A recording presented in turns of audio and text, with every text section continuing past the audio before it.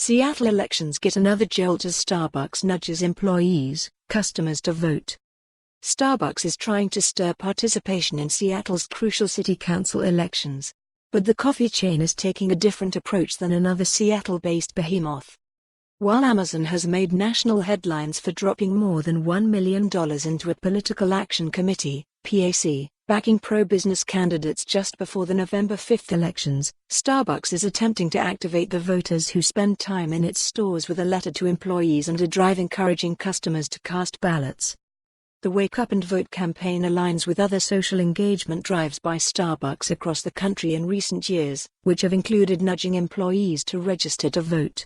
The company has a special relationship with politics in Seattle, however, having opposed council incumbents on policies such as last year's head tax and having contributed $30,000 last month to the same PAC as Amazon.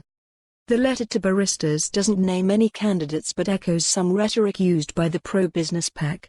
It warns that public safety has declined in the city and asks Starbucks employees for help, telling them, "Use your voice to advocate for change." I can imagine somebody coming up with this strategy to achieve two goals at the same time, to enhance the company's civic brand while also influencing the elections, said Abhinav Gupta, a University of Washington professor who studies businesses and politics. From a lot of research, we know that rarely works out. In the letter to employees last month, Starbucks Senior Vice President John Kelly blamed public safety concerns for some store closures and highlighted the company's philanthropic work with homeless parents and children. Kelly included nothing about which candidates businesses like Starbucks are supporting. In an interview, Kelly clarified that Starbucks has closed only a small number of Seattle stores, usually relocating them nearby, and has done so for various reasons.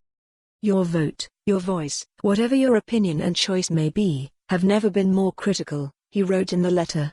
"Regardless of one's political views, everyone in Seattle has a right to a functioning and accountable government.